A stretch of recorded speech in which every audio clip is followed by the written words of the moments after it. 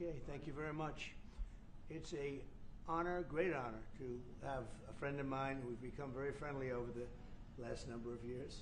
We knew each other before, but Mark is the head of NATO, Marco Rubio, Secretary General of NATO, highly respected by everybody that knows him, but in particular the European countries. They have great reliance on him, and he's done a fantastic job. And we had a tremendous meeting, I guess it's about a month ago, and I think Mark will tell you that it was really perhaps more important the date of November 5th. That was the election day. Maybe that was the most important, because we made tremendous progress together.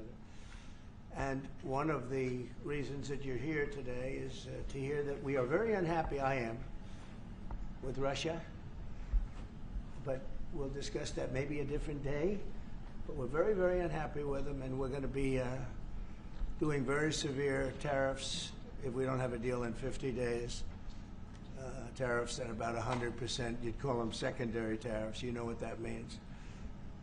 But today we're going to talk about something else. And as you know, we've spent $350 billion approximately on this war with Russia and Ukraine, and would like to see it end. It wasn't my war, it was Biden's war. It's not my war. I'm trying to get you out of it. And we want to see it end. And I'm disappointed in President Putin, because I thought we would have had a deal 2 months ago, but it doesn't seem to get there. So based on that, we're going to be doing secondary tariffs if we don't have a deal in 50 days. It's very simple. And they'll be at 100%. And that's the way it is. That can be more simple. It's just the way it is. I hope we don't have to do it. But regardless, we are going to be we make the greatest military equipment in the world, whether it's missiles. You saw that recently in Iran, the way those planes flew in. They hit every single, 14 bombs hit every target. Then you had the helicopters shoot a total of 30 bombs, 30 missiles, and they hit every single, Marco, is that right? Every single, Pete?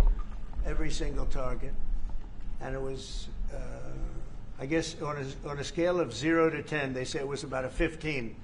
That's how successful it was. That's how lethal it was, a word they like to use nowadays. But it was an amazing, well-organized attack that people in this country want to do for 24 years. You know, when we had the pilots in last week, they were saying, "Sir, we've been practicing this for 24 years," meaning people, not them, but other people that are a little older now.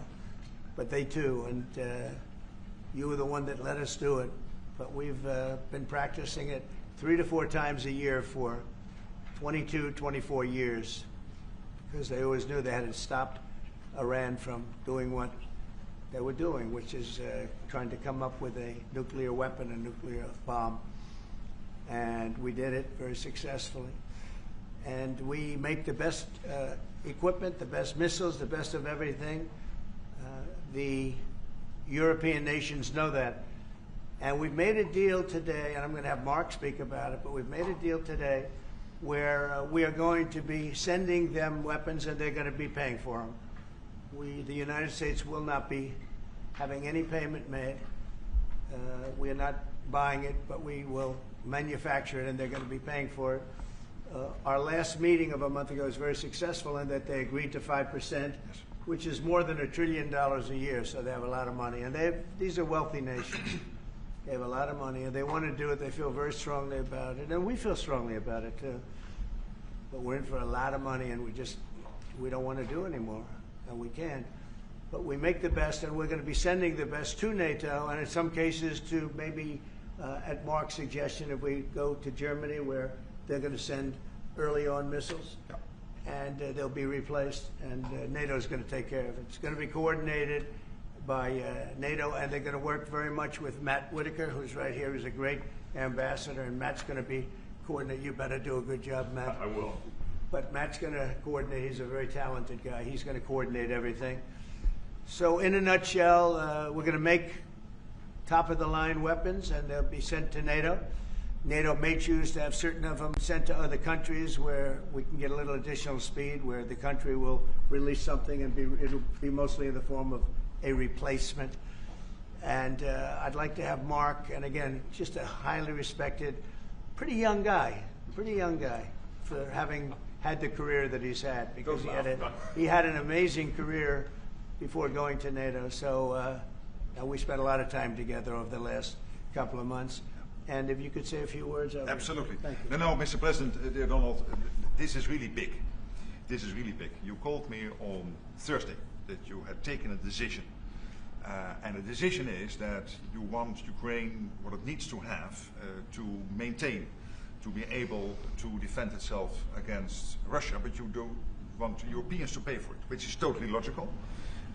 And this is building on the tremendous success of the NATO summit. The 5%, but also the decision to keep Ukraine strong and the decision to increase our defense industrial production. So based on that, that was Europe stepping up. This is again Europeans stepping up. So I've been in contact with many countries. I can tell you that at this moment, Germany massively, but also Finland and Denmark and Sweden and Norway, the United Kingdom, the Netherlands, Canada, they all want to be part of this. And this is only the first wave. There will be more. So what we will do is work through the NATO systems to make sure that we know what Ukrainians need, so that we can make packages. Of course, in a way, we discussed it this morning with Pete Hegseth at the Pentagon, in a way that, of course, the US will keep on its stockpiles necessary to defend this country. That's absolutely clear. But it will mean that Ukraine can get its hands on really massive numbers of military equipment, both for air defense, but also missiles, ammunition, etc., etc. So if I was Vladimir Putin today and hear you speaking about what you are planning to do in 50 days and this announcement, I would reconsider whether I should not take negotiations about Ukraine more seriously than I was doing at the moment, if I was Vladimir Putin.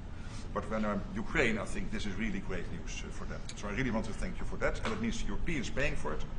And again, I mentioned all these countries, we will deal with that. And exactly as you said, it might also mean that countries will move equipment fast into Ukraine, and then the US later backfilling it, because speed is of the essence here. So really, thank you. This is important. You did a great job, and it's a really great job. We've been very successful in settling wars. You have India, Pakistan, you have Rwanda and the Congo. That was going on for 30 years. India, by the way, and Pakistan would have been a nuclear war within another week, the way that was going. That was going very badly, and we did that through trade. I said, we're not going to talk to you about trade unless you get this thing settled, and they did, and they were both great leaders, and they were great. But Rwanda and the Congo, that was going on for 30 years, and at least 7 million people killed, and killed with a lot of pretty rough weapons like machetes, heads chopped off, going on for many years. You couldn't even get near the countries. Nobody wanted to get near. It's so frightening. And we got that one solved. Serbia, Kosovo, got that solved. That was going to be one that was going to happen. And again, that was something I use. I use trade for a lot of things, but it's great for settling wars. That was really very important. We're working, Marco is working very hard with everybody here on the Strip, the Gaza Strip.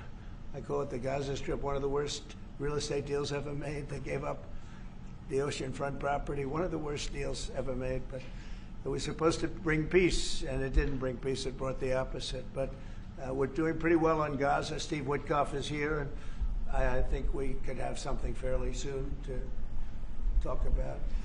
And we solved other one. One that we just seem to have, Armenia and Azerbaijan.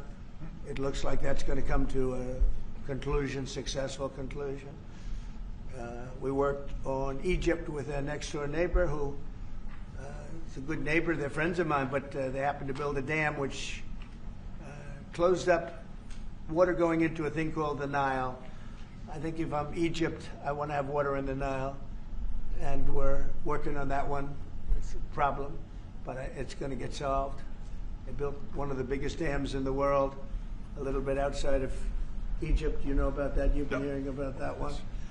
And that turned out to be a big problem. I don't know. I think the United States funded the dam. I don't know why they didn't solve the problem before they built the dam. But it's nice when the Nile River has water. It's a very important source of income and life. It's the life of Egypt. And to take that away is pretty incredible. But we think we're going to have that solved very quickly. So we do good. The only one we haven't been able to get to yet is Russia. And I'm not happy. And I will tell you that Ukraine wants to do something. Again, it's a war that should have never started. If I were president, it never would have happened. I used to speak to President Putin about it a lot. It was the apple of his eye. But once I saw what was going on, I said, you know, they're gonna have a war here. I was outside. The election was rigged. And I was outside looking in. And I said, you know, that thing's going to be a war. Couldn't believe it. Because what Biden said was the exact opposite of what should have been said. And it started, and it's a real mess. We're losing, I guess they're losing 5,000 or 6,000 people a day. It's actually now more. I was saying 5,000 a day. It's actually more now. Mostly soldiers, but a lot of people in cities and towns that are getting blown up too. It's a horrible war, and it should be stopped. And so if it's not done, if we don't have an agreement in 50 days, that's what we're doing. Secondary tariffs, and they're biting. And I hope we don't get to the point where we do, but I've been hearing so much talk. It's all talk. It's all talk, and then missiles go into Kiev and kill 60 people. It's got to stop. It's got to stop. But the purpose of this is to say that this is a very big deal we've made. This is billions of dollars worth of military equipment is going to be purchased from the United States, going to NATO.